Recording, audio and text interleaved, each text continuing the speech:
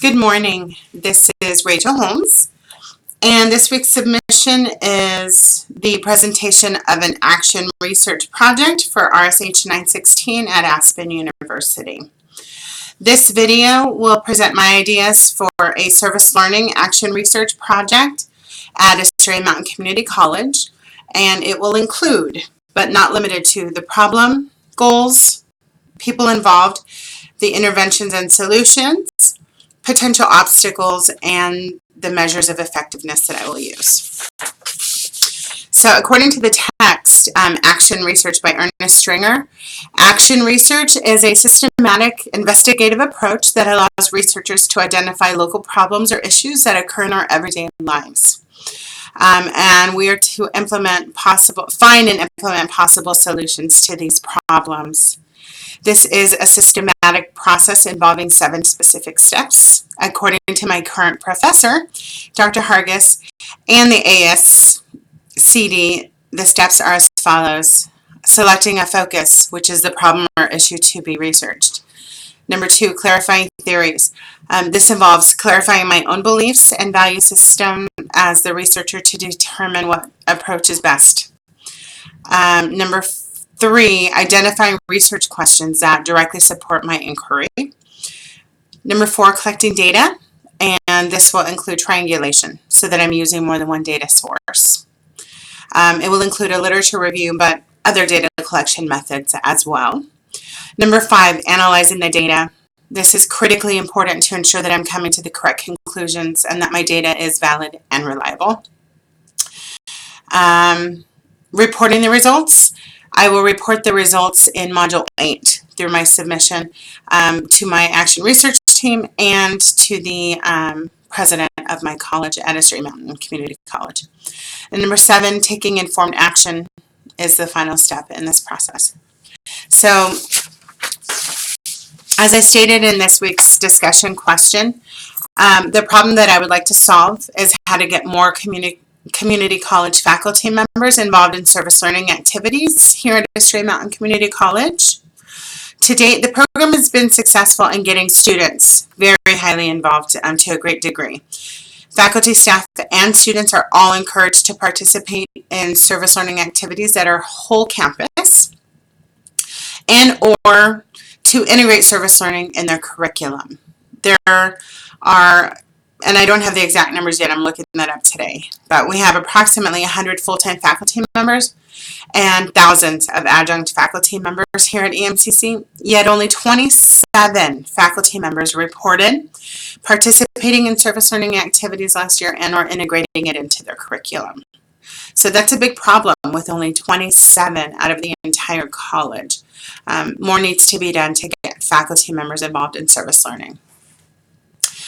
So the goals for the research project. My primary goal is to get more full-time faculty members involved in service learning through whole campus events and or to integrate it into their curriculum, and having them serve side by side with their students on these service projects.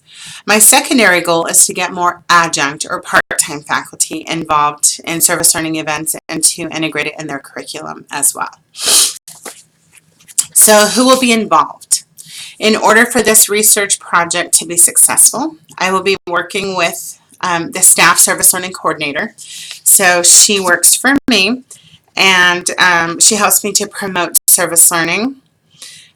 She is full-time staff, but she is not a faculty member.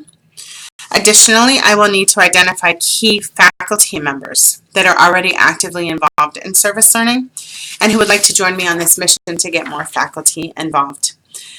These will likely be the CARE coordinator, and CARE is a committee on campus that is working to enhance faculty morale and to find ways to get faculty to be nice to each other, and the Vice President of Academic Services or a member of her immediate staff. The college president will remain appraised of everything that we're doing from start to finish, and I will present my data outcomes and action plan directly to him for approval. So potential obstacles. Time. Time is always an obstacle because it's going to require time to conduct the literature review. It's going to take time to create the timeline to ensure that I remain on track over the next 4 weeks and during the implementation thereafter. Time management is the answer. Time management is an absolute must. Because I'm the director of my program, I teach 5 classes here at EMCC. I teach part-time for Aspen University. I recently adopted a brand new dog, a sheepadoodle, and he's adorable. My daughter and her dog just moved back home. And I had major surgery just a month ago to remove a severe and potentially fatal bacterial infection that I caught while I was traveling abroad in India this summer. So thankfully they caught it. I am 100% better, but I'm still trying to get my energy level back to normal. Needless to say, time is a big obstacle. Another obstacle is finding times to meet with the folks that I would like on my team. The people that I would be collaborating with are just as busy as I am, so we have to find time that works for all of us. And while I'm confident that they're going to be happy to assist, they have extremely busy work schedules too.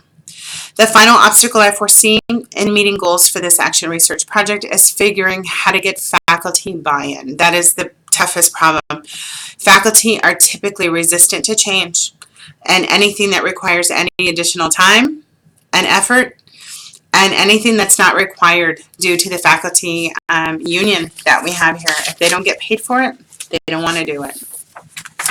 So I propose merging service learning projects that are already in place and done annually with the care committee. I propose merging the 2 programs and working together to increase faculty involvement in service learning. And by having faculty work together on these meaningful and worthwhile projects, I think this is going to build morale and help them to get along better, which is the goal and outcome for care. Furthermore, I plan to meet at least twice a month with the action research team. I will report to the president of my college once a month in person. Secondly, another intervention I will attempt is creating at least 1 additional whole campus event per semester and working with the action research team to promote faculty involvement in these. We currently have 1 whole campus event per semester and an alternative spring break program in place that is a week-long project. So adding 1 additional per semester is a step in the right direction. Finally, an intervention I'm going to attempt is to offer service learning training sessions for faculty and to offer in-class service learning training to any faculty member that wants me to come in and teach their students about service learning and how to integrate it into the curriculum. Measures of effectiveness. Measuring the effectiveness of my plan is going to take time.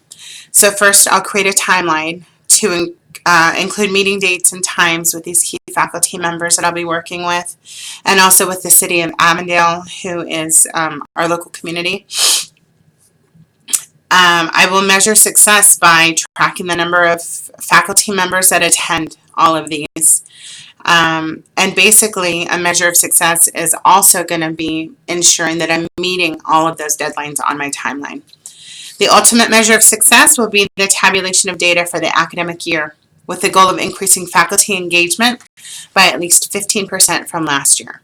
So I will calculate the total number of faculty as well as the total number of faculty service learning hours for the year.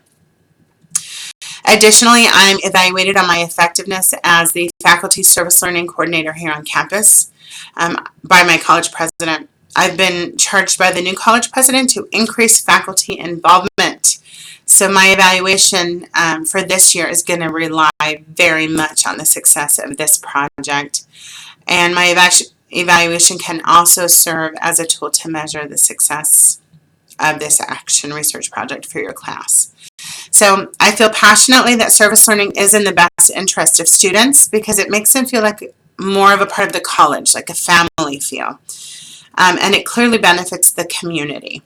Research also shows that service learning leads to greater retention and completion rates of college students. And this is according to an interview with Dr. Rosalind Turner, EDD, who wrote her dissertation on the benefits of service learning. As faculty, we need to model service learning and to work side by side with our students on these worthwhile projects. It's been my pleasure presenting my action research project to you, and I look forward to working with you the rest of this semester and to working on this specific project for the rest of this academic year. And then, of course, I'll revisit it the following year, make changes, and continue to try to improve on that. Thank you so much for a great semester, and I'll talk to you soon.